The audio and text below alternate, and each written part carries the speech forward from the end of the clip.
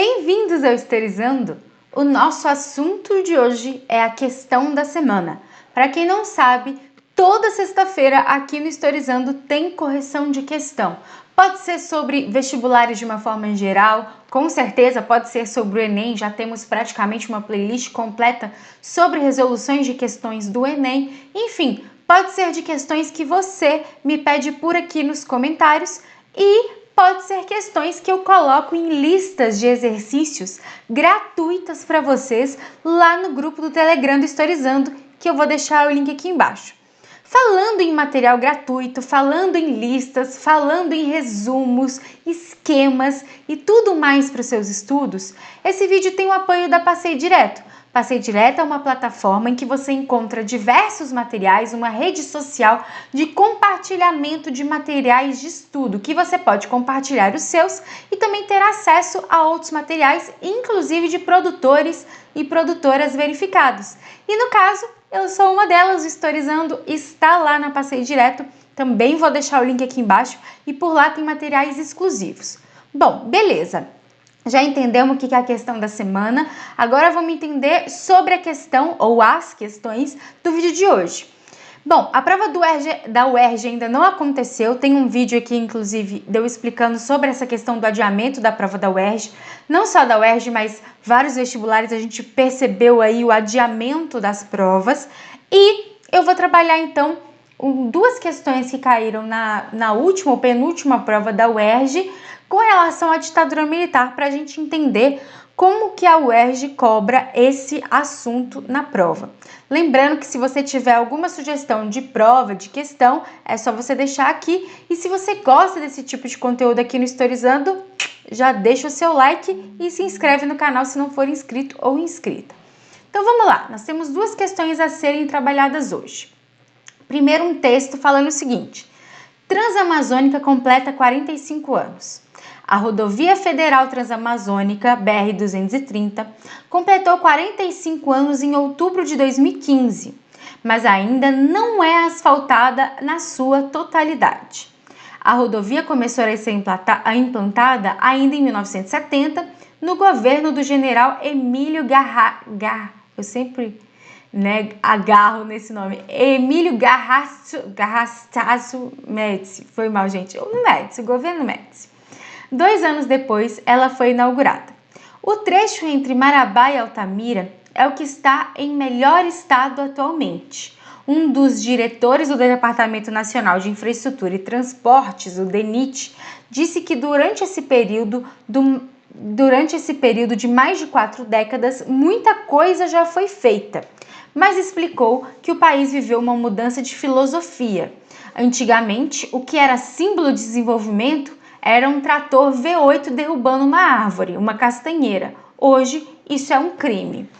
Então, olha que interessante. Além de falar da Transamazônica, do período de que até hoje existem problemas, que ela não é asfaltada, ela não está pronta até os dias de hoje, ele fala aqui no final do texto, ele é diretor, um dos diretores do DENIT fala uma frase que pode até mesmo ser polêmica dependendo da situação, que ele fala, no passado, a filosofia brasileira se você está derrubando as coisas, está derrubando árvore, é avanço, agora é crime. Então, ele faz esse tipo de comparação. Aí, nós temos duas imagens aqui.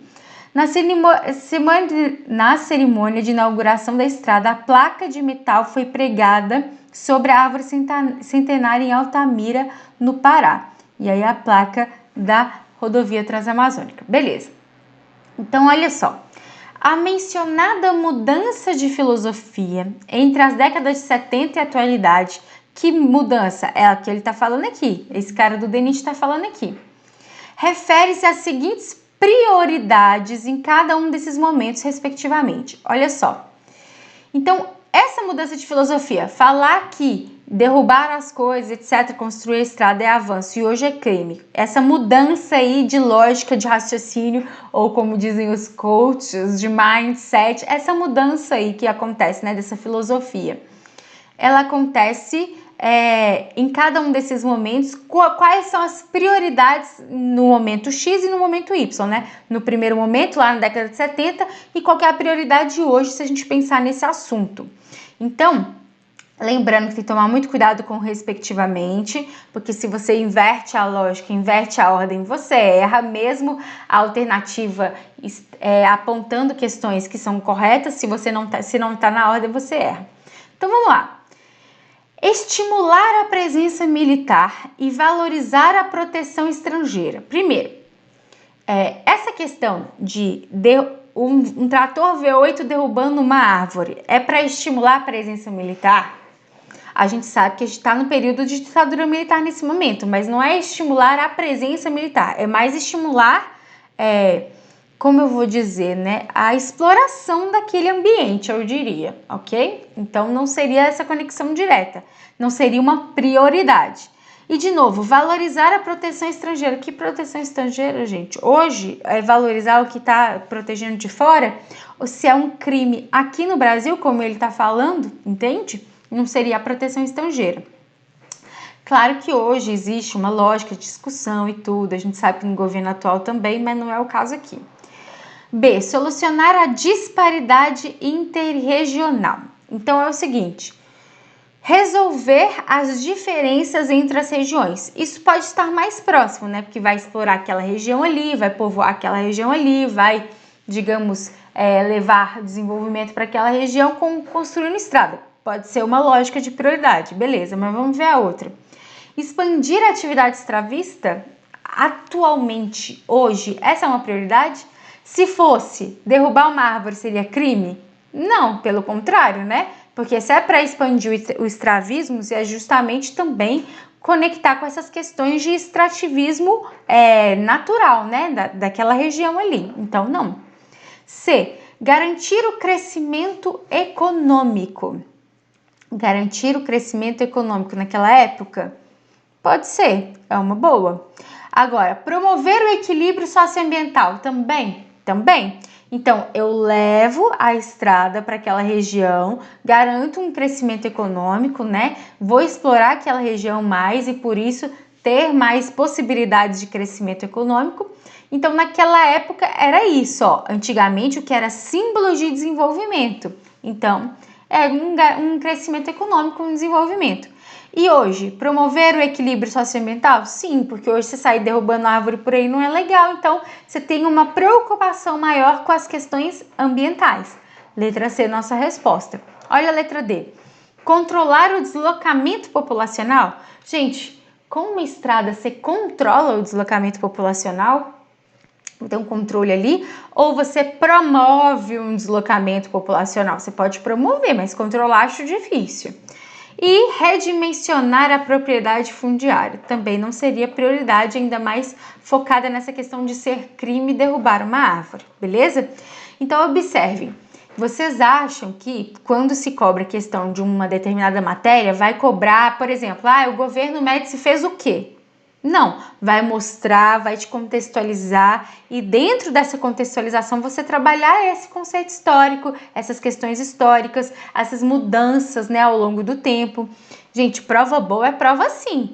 Prova boa não é uma prova que pergunta qual partido é tal. Isso não tem lógica. Pra gente, qual que é a funcionalidade? Por que a gente precisa aprender dessa forma? Não precisa, né? O que a gente precisa é saber fazer conexões. E essas conexões são muito melhores quando a gente tem um arcabouço aí, digamos assim, um conteúdo histórico para isso, né? Bom, vamos para a outra, essa também da mesma prova, então observem, duas questões sobre ditadura militar e são recentes. Logo, a UERJ cobra a ditadura militar e valoriza a ditadura militar? Sim, porque a gente sabe que nas últimas provas do Enem isso não tem acontecido, mas pelo visto a UERJ está indo contrário a essa lógica, tá? Olha aqui, a gente tem um texto do AI1, né, que é em 9 de abril de 64. Então, o primeiro AI1, né, o golpe aí é 31 de março, 1º de abril de 64. Nós temos aqui praticamente uma semana depois do golpe, o AI1. Artigo 1º. São mantidas a Constituição de 46 e as constituições estaduais e as respectivas emendas com as modificações constantes desse ato. Beleza. Artigo 4. O presidente da República poderá enviar ao Congresso projetos de lei sobre qualquer matéria, os quais deverão ser apreciados dentro de 30 dias, a contar de seu recebimento na Câmara dos Deputados, e de igual prazo no Senado Federal. Caso contrário, serão tidos como aprovados. Tipo assim, o presidente manda um projeto, vocês vão ter que avaliar. Não avaliou, não? Tá aprovado, então. E se avaliasse também, provavelmente estaria, né? Ditadura, a gente chama por isso. No interesse da paz e da honra nacional e sem as limitações previstas na Constituição, os comandantes em chefe que editam o presente ato poderão, olha só, essa é a parte mais importante aqui para a nossa questão, suspender os direitos políticos pelo prazo de 10 anos e cassar mandatos legislativos federais, estaduais e municipais, excluída a apreciação judicial desses atos. Então, lá, o primeiro artigo, questão da Constituição mantida. Segundo artigo, já começa, né? O presidente pode aí apresentar projeto de lei, não aprovou, tá tudo bem, não tem problema, o que vai ser aprovado mesmo assim. E aqui, ó, é o que mais preocupa nesse primeiro aí. Por quê? O Poder Executivo pode cassar mandatos do Legislativo, pode perseguir aí, digamos, esses legislativos, né? Então, mais uma vez, por que é ditadura? Se você está dentro de um governo, aí o presidente vai virar e falar assim, não quero você, nem você, nem você, nem você na Câmara dos Deputados. Vocês vão ficar 10 anos sem poder se eleger, vão ficar 10 anos sem direitos políticos, etc, etc. Basicamente, o que o executivo está fazendo, né? No caso, o presidente está fazendo aqui. Está colocando só quem ele quer no poder. Isso é o que, gente? Ditadura, tá? Então, olha a questão. O ato institucional número 1 foi editado logo após a deposição do presidente João Goulart em 64. Nele, figuraram medidas destinadas a legitimar as ações do novo governo, como indica o texto. Um dos efeitos imediatos dessas medidas, no que se refere à atuação do legislativo. Por que então que isso aqui é o mais importante para a gente? A gente precisa de um efeito imediato casando com o legislativo. Que efeito imediato é esse? Ampliar as atribuições decisórias. Está ampliando alguma coisa? Está limitando, né, as questões de decisão. Restrição de incumbência tributária. Aqui a gente está conversando sobre imposto? Não. De tributo? Não. C. Convocação de eleição, ele está convocando alguma eleição aqui? No máximo ele está tirando o cargo, né? Mas está convocando eleição. Agora olha isso aqui. Perseguição de grupos oposicionistas. É exatamente para isso que o AI1 serve. E justamente esse artigo número 10. Se eu entro lá, se eu sou presidente, e se tem um monte de gente ali que teve, tá, gente? Teve. Vocês acham que é uma maioria só porque teve uma ditadura, que foi a maioria que quis isso e etc, etc. Não, não tem disso, né? É igual você falar lá do nazismo, do fascismo, ai, foi a maioria dos alemães, dos italianos. Não. Mas em questões ditatoriais, as questões são mais complexas, tá? Não é simplesmente, todo mundo quer e é isso aí. Não. Então tem muita gente ali no legislativo que não concordou com o golpe, que era a favor do João Goulart, que queria ali eleições pelo menos, etc, etc, etc, que eram oposição ao que estava acontecendo. O que o executivo vai ter poder de fazer? Perseguir essa galera, tirar essa galera de lá, tirar os direitos dessas pessoas, entendeu? Então essa é a lógica a ser trabalhada na questão, por isso letra D, o nosso gabarito. Minha gente, vocês estão vendo aí que é um assunto importante. Eu vou deixar aqui uma playlist sobre ditadura militar. Eu já fiz um vídeo para cada governo, né? Antes só tinha um vídeo mais resumido. Tem um vídeo resumido aqui, mais antigo, ditadura como um todo. Mas também agora já tem um vídeo para cada governo para vocês analisarem mais sobre o que eu tô falando aqui. Então, por mais que o Enem ande boicotando, né? Digamos assim, cobrar a ditadura militar na prova, a gente tem essas outras provas aí sempre trazendo à tona esse assunto que é de extrema importância.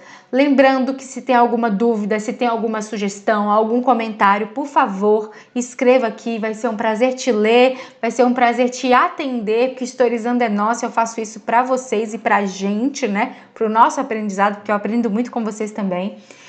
@historizandotati em todas as outras redes sociais, é esse o nome, né, que tá lá. Então no Instagram, no TikTok, no Twitter, se quiser ter contato com outras redes, se inscreve no canal se não for inscrito ou inscrita. Deixa o seu like, por favor, que é muito importante. E compartilha esse vídeo com quem vai fazer a prova da UERJ, beleza?